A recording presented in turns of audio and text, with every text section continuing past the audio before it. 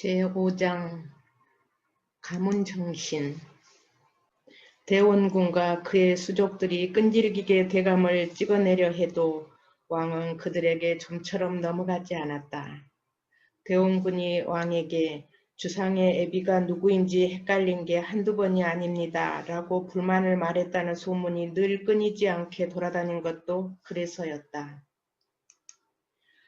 대원군이 왕에게 불평한 대로 대감과 왕은 마음이 그렇게 통했다. 대감은 왕이 아버지의 그늘에서 정책을 마음껏 펴지 못한 것을 늘 안타깝게 여기고, 왕은 대대로 왕을 섬겨온 세신가의 노 대신을 정치적 스승으로 의지한 것이었다. 그래서 왕은 친정을 시작하자마자 불과 닷새 만에 대감을 영의정에 제수했고, 대감은 흥선대원군과는 대척점에 서게 된 것이었다. 그리고 이제 모든 시련은 그쯤에서 마무리되었다. 서경은 대감을 새롭게 존경하게 되었다. 그리고 왕이 그토록 대감을 정신적, 정치적 스승으로 여긴 이유를 알 것 같았다. 한 집에서 가까이 바라본 대감은 멀리서 볼 때와 전혀 달랐다. 대감은 하인들까지 세심하게 살피는 성미였다. 하인들 표정이 조금만 언짢아 보여도 집사 박경만을 시켜 그 연유를 알아냈다. 만약 박경만이 태만하여 늦게라도 알아내는 날에는 혼을 냈다. 감기만 들어도 탕제를 지시하면서 자식을 걱정하듯 했다. 그럴 때마다 박경만은 아래 것들에게 너무 잘해주시면 제 분수를 잊어버리는 수가 있습니다 라고 걱정을 했다가 혼이 나는 것이었다. 이모군란이 나라를 휩쓸고 지나간 후 살기가 어려워지자 도적대가 출몰하여 민가를 휩쓸었을 때 부자들이 표적이 된 것은 두말할 필요가 없었다. 그런데 대감은 안전했다. 도적대들이 이유원 대감은 고을 사람들에게 선을 베푼 어른이니 영의정 대감 댁은 건드리지 말자고 했기 때문이었다. 사람뿐만 아니라 대감은 짐승도 무던히 아꼈다. 그래서 하인들이 말을 관리하는 것을 직접 바라보기를 좋아했다. 대감은 서경이 타는 유희를 더욱 애지중지했다. 살살 하거라. 유희가 아프지 않겠느냐. 하인들이 빗질을 좀 거칠게 한다고 생각되면 안타까운 마음을 감추지 못했다. 발굽에 편자를 갈아 끼우러 갈 때도 마음이 놓이지 않아 하인을 2번, 3번 불러 세워놓고 말 발굽 아프지 않게 조심조심 하라고 이러는 것을 잊지 말라고 당부했다. 그럴 때마다 하인들은 예 하면서도 저희들끼리 걸어가면서 말이 아프기는 뭘 아프다고 거친 들을 뛰어다니는 놈들인데 라고 했다. 그러나 대감께 들킨 적이 있었다. 대감은 눈을 크게 뜨고 말도 사람과 똑같이 숨을 쉬고 사느니라. 너희들만 아픈 줄 아느냐. 말 못하는 짐승을 더 애처롭게 여길 줄 알아야 사람이니라. 라고 일침을 놓았다. 집안에서 키우는 거위들도 사람을 알아보았다. 하인들이 다가가면 부리로 쪼면서 소리를 지르기 일쑤였다. 그런데 대감이 다가가면 조용히 있다. 대감이 손바닥에 모이를 놓고 이리 오너라 하고 부르면 긴 목을 저으며 다가와 조심조심 모이를 쪼아먹고는 마치 고맙다는 듯이 고개를 조아리고는 제자리로 돌아가는 것이었다. 저런 것들도 자기에게 따뜻하게 하는지 쌀쌀맞게 하는지 다 아는 모양입니다. 경만은 그렇게 말하면서 하인들에게 모이 줄 때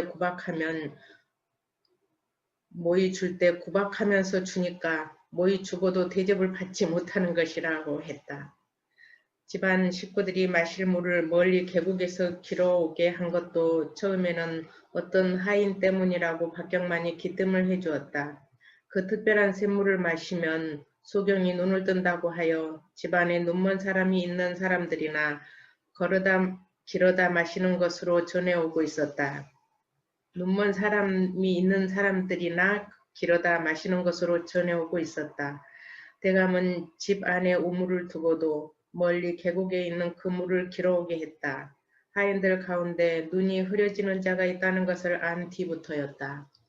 하인들이 그 물을 길어오자면 반나절이 좋게 걸렸다. 물을 길어오면 대감은 맨 먼저 그 물을 사당에 올린 다음 눈이 흐린 하인에게 마시게 하고 대감도 직접 마셨다. 물을 마실 때면 왕에게 무엇을 바치듯 또는 사당에 제사를 올릴 때처럼 두 손으로 물그릇을 정성껏 받쳐들고 조심스럽게 마셨다. 물 탓인지는 알 수 없으나 하인은 몇 달 뒤에 눈이 좋아졌다고 했다. 하인의 눈이 좋아졌음에도 대감은 계속 그 물을 길어오게 하여 집안 사람들에게 마시게 하면서 물은 사람이 먹는 가장 첫째 것으로 육신의 생명을 지탱해 줄 뿐만 아니라 마음의 눈을 뜨게 해주는 것이라고 강조했다. 대감은 서경에게도 그 물을 마시게 했고 서경은 진정으로 마음의 눈을 뜨기를 바라며 그 물을 열심히 마시기 시작했다. 대감이 하는 것처럼 정성껏 두 손으로 사발을 받쳐들고 물을 마시고 난 다음 고개를 들면 하늘이 새롭게 보이면서 마음속이 활짝 열리는 것 같았다. 대감은 서경을 대동하고 보강사를 자주 찾았다. 보강사는 대감이 직접 지은 절이었다. 본래 보강사는 천년 고찰이었으나 임진왜란 때 불타버리고 말았다. 흔적 없이 사라져버린 채 수백 년이 지나간 빈터에 새로 절을 지은 것은 세상이 흠모한 화담 경화 스님을 기리기 위해서였다. 대감은 국사가 어지러워 숨통이 막히면 손수 지은 보강사를 찾아가 경화 스님을 만났다. 경화 스님은 대감보다 28년 연상이었고 이미 세상을 떠났지만 늘 마음속에 스님을 모시고 살고 있었다. 경화 스님은 화엄의 대가로 세상이 우러른 학승이었다. 정조 10년에 밀양에서 태어나 18세 양조 화양사 월화 스님을 은사로 출가하여 가야산 해인사에서 정진하고 청고 스님으로부터 구족계를 받고 지각 스님의 불법을 이어받아 화엄계의 계보인 휴정, 편양, 풍담, 월담, 환성, 완월, 하남, 화학으로 이어지는 법통을 계승했다. 스님은 전국 사찰을 돌면서 중생들에게 화엄을 강론하다가 가평 현등사에서 입적했다. 평생 솔잎과 죽만 먹고 밤낮 수행에 정진했던 경화 스님은 63세에 열반했고 대감은 스님이 돌아가신 지 3년 만에 절을 지어 경화 스님을 모신 것이었다.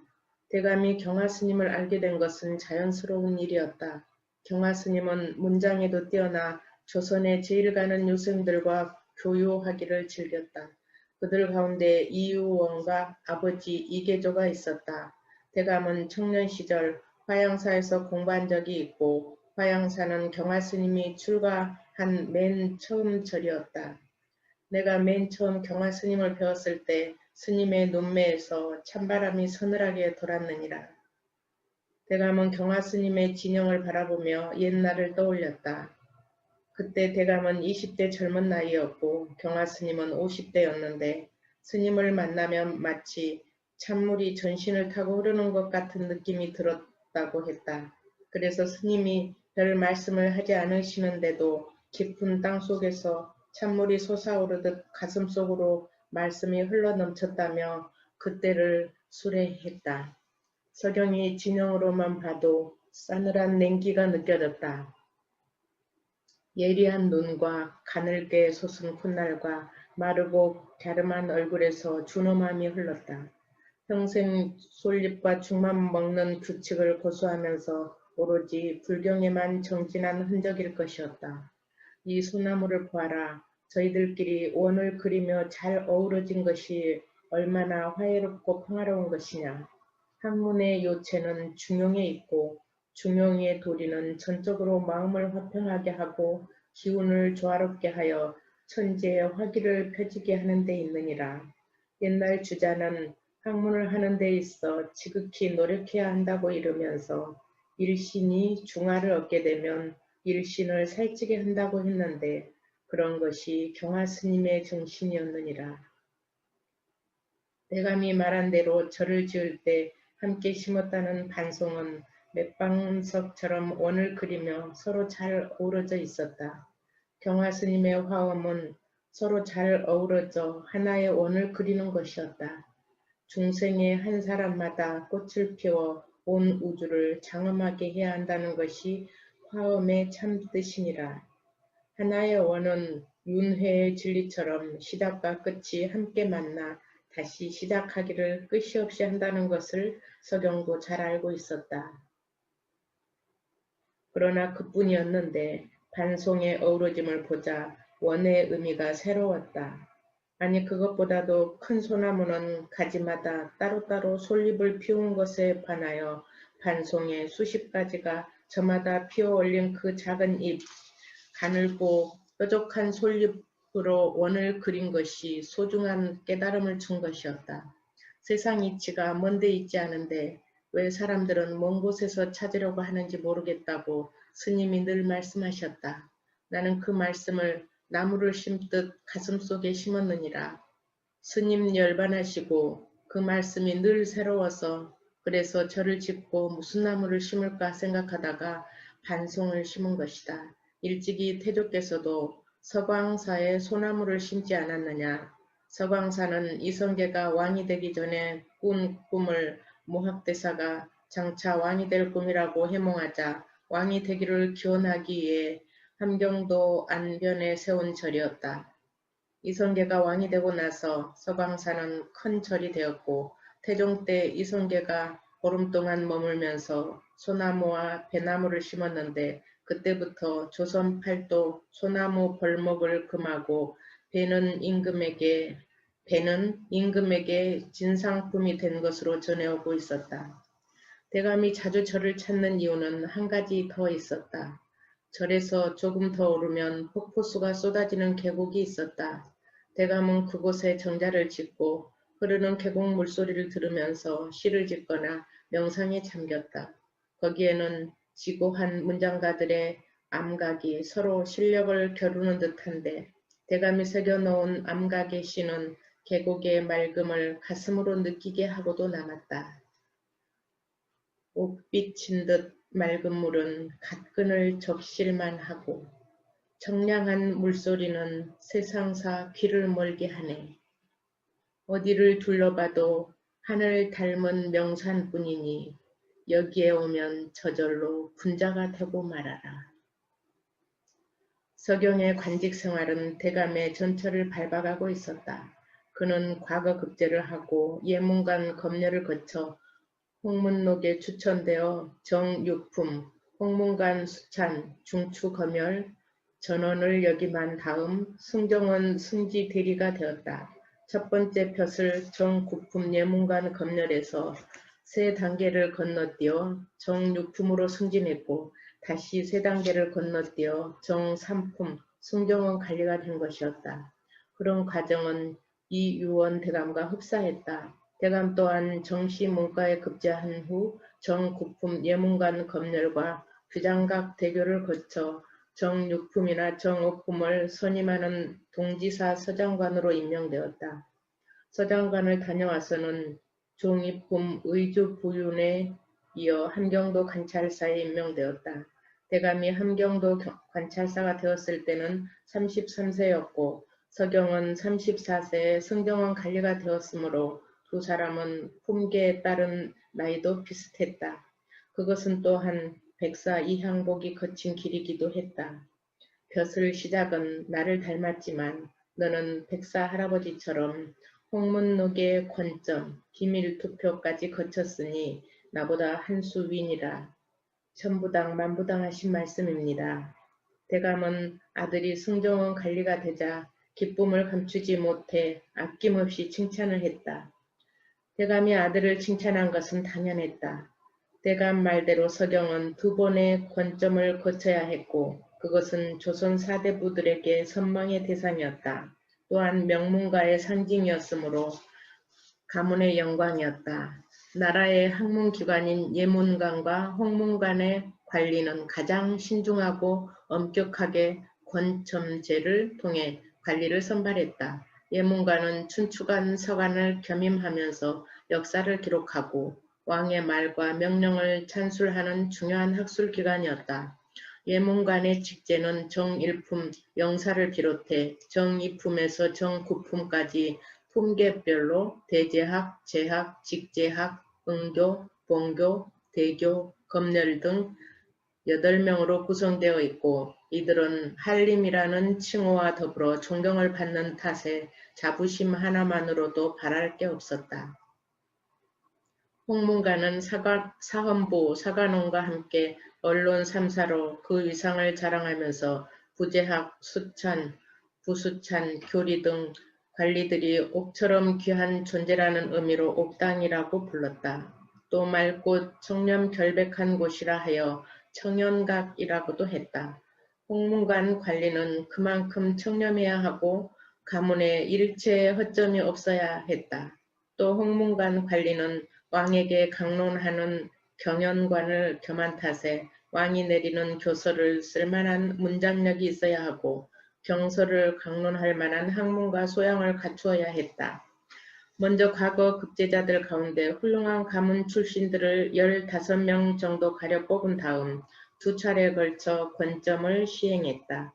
1차 권점에는 해당 기관의 부제학 이하 관리들이 대상자 이름에 0표를 하여 2차 권점 기관인 의정부와 2조로 보내주면 의정부 우참찬 이상의 관리들과 2조의 당상관들이 추천자 이름에 다시 동그라미 표시를 했다. 그런 다음 왕에게 넘겨주면 왕이 표를 가장 많이 받은 자를 한두 명 가려 뽑아 임명했다. 그런데 예문관은 다시 역사시험을 별도로 치러야 했으므로 3차 관문을 통과해야 했다. 어려운 관문을 통과한 만큼 그들에게는 출세가 보장되어 있고 서경은 이제 승승장구할 날만 남아 있었다. 대감은 연일 기쁨을 감추지 못했다. 사람들이 내가 너를 탐했다는 말이 다시 떠오르는구나. 과찬이십니다, 아버님. 그런데 호사다마라고 했던가. 대감은 갈수록 몸이 쇠약해져 가기 시작했다. 3년 전 거제도 유배를 다녀오고부터 몸이 좋지 않았다. 몸이 좋지 않은 상태에서 지금까지 집필해 놓은 글을 정리하여 책을 출간할 준비를 하고 있었다. 글을 정리하는 일은 만만치 않아 눈에 보이게 몸이 지쳐갔다. 발목과 다리가 부었다. 의원은 가슴에 열이 찬 탓이라고 했다. 화병이라는 말이었다. 의원은 화로 열이 솟구쳐 올라 심장을 덮게 한 탓이라면서 열을 내려주어야 하니 아무것도 생각하지 말고 아무 일도 하지 말고 그저 심신을 편안하게 해야 한다고 했다. 서경은 대감을 양주 별가에 두어서는 안 된다는 것을 직감했다. 대감에게 정동 집으로 돌아가자고 졸랐지만 좀처럼 움직이지 않았다. 하긴 왕도 꺾지 못한 고집인데 라고 서경은 속으로 생각하며 한 가지 방법을 생각해냈다. 아버님 외람되지만 이틀이 멀다 하고 양주와 도성을 오가는 소자의 처지도 좀 생각해 주셨으면 합니다. 서경은 왕이 쓴 방법을 따라 해본 것이었다. 왕이 달래고 또 달래도 듣지 않자 대감을 파직시키기도 하고 유배령이나 다름없는 중도 부처를 내리기도 했다가 다음날 다시 취소했던 것처럼 과감하게 나가보았다. 그러자 대감은 부모 이긴 자식은 있어도 자식 이긴 부모는 없다지 라며 겨우 응해 주었다. 서경은 대감을 정동 집으로 모셔놓고 장안에서 가장 유명하다는 의원을 불러들이면서 조석으로 돌봤다. 그런 덕인지 가을에 정동 집으로 왔다가 봄이 되자 대감은 몸이 조금 호전되었다. 햇살이 화창한 날 대감이 경화 스님을 뵈러 가자고 했다. 서경은 대감을 모시고 보강사에 올랐다. 보강사에 오르면서 대감은 여전히 나라 걱정을 하기 시작했다. 나라가 장차 큰일이구나. 대원군이 이준용 영모 사건으로 지금은 움츠리고 있지만 또다시 무언가를 꾸밀 것이다. 2번이나 영모를 꾸몄다가 실패했는데 더 이상 꾸밀 일이 무엇이 있겠는지요. 그건 대원군을 몰라서 하는 소리다. 소자는 믿어지지 않습니다. 그 사람 권력 욕심은 죽어야 끝이 날 것이야. 그렇다면 큰일입니다. 이제 산수나 즐기시고 난이나 치면서 여생을 편안하게 사시면 좋으련만. 대감은 그쯤에서 걸음을 멈추고 제자리에 선 채로 멀리 들녘을 바라보았다. 호광사에 오르자면 마을을 지나야 하고 들을 지나야 했다. 그리고 천마산에 올라 절을 향해 가는 길 중간쯤에서 바라보면 대감이 소유하고 있는 땅이 보였다. 대감은 자신이 소유한 땅, 끝없이 펼쳐진 넓은 땅을 바라보며 깊은 생각에 잠겨 있더니 불쑥 너는 가문의 영광이 무엇이라고 생각하느냐? 천하의 이름을 떨치는 권력과 명예이더냐? 라고 했다. 서경은 느닷없는 질문에 잠시 당황했지만 어김없이 백사 할아버지를 떠올렸다. 임진왜란의 난국과 광해가 임목대비를 폐비시킨 것도 모자라 회모한 일을 거두어야 한다고 청원하다가 유배를 받았던 일을 떠올리면서 한치 망설임 없이 선택이라고 대답했다. 가장 어려울 때 가장 힘든 선택을 하는 것이 가문의 영광이라고 생각합니다. 그런데 권력과 명예를 얻는 게 조선 명문가의 전부이거늘 어찌하여 그런 생각을 하는 게냐? 예, 권력과 명예가 우리 조선 명문가의 전부인 만큼 그래서 가장 어려울 때 가장 어려운 선택이 더욱 빛날 수밖에요. 권력과 명예가 한철 피는 꽃이라면 가장 어려울 때 가장 힘든 선택은 사시사철 푸른 상록수와 같기 때문입니다. 너도 장차 백사 할아버님의 전철을 밟을지 모르겠구나. 대감은 백사 할아버님처럼 나라가 어려움을 당했을 때 목숨까지도 버릴 줄 알아야 한다고 직접 설명하지는 않았으나 서경은 그렇게 알아들었다. 명심하겠습니다. 서경은 짧게 대답을 하면서 대감이 지금까지 나라와 외국 문제로 어려울 때마다 어려운 선택을 해야만 했던 일들을 생각했다. 대감은 마치 연암 박지원이 청나라에 다녀와 개화를 서둘렀던 것처럼 나이 31살에 동지사 서장관으로 청나라에 다녀올 때부터 이미 깨어 있었다. 또 세자책봉 문제로 이 홍장을 만나 서로 비밀리에 편지를 주고받으면서 개화에 대한 확신이 더욱 굳어지게 되었다. 저 들을 보거라. 대감이 이번에는 땅을 가리켰다. 너도 알다시피 저 땅은 맨 먼저 백사 할아버님이 터를 잡아주신 것이다. 예, 소자도 알고 있습니다. 임진왜란이 끝나고 선조 임금께서 임난 때 공을 높이 사 이곳 땅 얼마를 하사하셨고 그 후로 후손들이 늘려온 땅이란 것을 문중 사람들은 누구나 잘 알고 있었다. 이 땅을 두고 우리를 일러 사람들은 부자라고 이르느니라. 너는 과연 우리가 부자라고 생각하느냐? 대감은 서울과 경기를 통틀어 세 번째 부자이고 전국에서는 10손가락 안에 든 부자였다. 이만석지기 땅은 그야말로 가늠할 수 없을 정도로 넓었다. 어디서부터 어디까지가 경계인지 알 수 없었다. 아득한 지평선만 보일 뿐이었다. 그는 성큼 대답을 할 수가 없었다. 부자에 대하여 생각해 본 적이 단 한 번도 없는 탓이었다. 그래도 대답을 해야 할 것이었다. 들을 아무리 살펴보아도 끝이 없으니 사람들 말이 맞는 듯합니다. 그렇다면 재물이란 무엇이더냐? 과연 재물이란 무엇인지 그것은 더욱 알 수 없었다. 지금까지 재물에 대해서도 생각해 본 바가 없기도 하지만 대감이 왜 그런 질문을 하는지 헤아리기 어려웠다. 그는 들녘을 바라보며 잠시 생각에 잠겼다. 들에서 모내기가 한창이었다. 하얀 옷을 입은 농부들이 엎드려 모를 심는 모습이 마치 새떼가 모여있는 것처럼 평화롭게 보였다. 한편으로 안쓰럽다는 생각이 들었다. 평화롭게 보인 것은 모두 함께 모여 일을 하는 풍경 탓이었고 안쓰럽게 보인 것은 남의 땅 농사를 짓는 소작인들이라는 생각에서였다. 그는 마음속에 떠오른 대로 대답했다. 함께 모여 정답게 일을 하는 모습은 평화로운데 한편으로는 안쓰럽다는 생각이 들기도 합니다. 안쓰럽다니 왜 그런 것이냐? 남의 땅 농사를 짓는다는 것은 남의 땅에 얹혀 사는 것과 다름없기 때문입니다. 너는 지금 측은지심으로 저 사람들을 바라본 탓이다. 그런데 저 사람들, 우리 모두 우리 식솔들이니라. 지주는 소작인들을 측은하게 여기는 것이 아니라 식솔로 여겨야 한다는 말이다. 아버님 말씀 명심하겠습니다. 그건 그렇고 앞으로 내가 죽고 나면 이 땅은 모두 내 것이 될 텐데 더 늘려갈 셈이냐?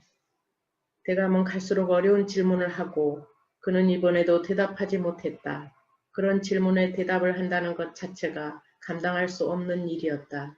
그러나 냉정하게 생각해보면 언젠가는 이 광대한 땅을 떠맡아야 할 것이었다. 그렇다면 무슨 말인가 하지 않을 수가 없었다.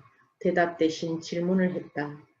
백사 할아버님께서는 후손들이 땅을 늘려가기를 원하셨을까요? 그러셨을 것이다. 왜 그렇게 생각하시는지요? 백사 할아버님께서는 임난 때 땅이 곧 힘이라는 걸 뼈가 저리도록 느끼셨으니 아마도 그럴 것이다. 전쟁의 끝도 불량미가 아니더냐. 그렇다면 아버님께서도 제가 땅을 더 늘려가기를 원하시는지요? 공자께서 부자가 되는 일이 힘써서 될 일이라면 마부가 되어 채찍질하는 일이라도 할 것이라고 하신 말씀 기억하느냐? 부자 되는 일이 힘써서 될 일이라면 마부가 되어 채찍질하는 일이라도 할 것이라고 하신 말씀 기억하느냐? 기억합니다. 논어 수리편에 나와 있는 말씀이지요. 부자는 하늘이 내린다는 뜻으로 알고 있습니다. 하늘이 왜 부자를 낸다고 생각하느냐? 그것은 미처 생각해보지 못했습니다. 사람이 재물을 모으는 게 아니라 재물이 스스로 모이는 것이다. 재물은 재물이 할 일이 있어서지 재물은 반드시 제가 할 일을 찾아 움직이는 생물과 같느니라. 재물이 움직이는 생물과 같다니요. 재물은 한자리에 결코 붙박혀 있지 못한 법이다. 이 모양 저 모양으로 언젠가는 옮겨가게 마련이지. 그렇다면 그 모양이 문제이겠군요. 옳은 말이다. 어떤 모양으로 옮겨가느냐 하는 문제는 소유자의 선택에 달린 것이니. 대감은 한참 동안 침묵한 끝에 다시 입을 열었다. 나도 재물은 모아보지 못했느니라. 다만 조상님들이 물려주신 것을 지켰을 뿐이다. 그러나 한 가지 분명한 것은 백사 할아버님께서 털을 닦아주신 저 땅은 언젠가는 백사 할아버님 이름답게 쓰여져야 한다는 것이다. 그러니 저 땅 우리 것이 아니니라. 우리가 짊어진 사명이 있다는 말씀인지요? 그렇다. 그런데 사명이란 누가 가르쳐 주는 것이 아니라 스스로 깨닫는 것이다. 이것이 사명이라고 생각되면 그것이 곧 하늘이 내린 뜻으로 알아야 한다는 말씀인지요. 내가 사람 보는 눈이 확실하구나. 너는 나를 뛰어넘을 것이다. 듣기에 민망합니다. 소자가 어찌 아버님을 뛰어넘을 수 있겠는지요. 너는 나를 뛰어넘어야 한다는 걸 잊어서는 안 된다. 내가 하지 못한 것을 너는 해야 하기 때문이다. 대감은 매우 의미심장한 말을 하고 서경은 막중한 책임감이 느껴졌다. 그리고 떨렸다.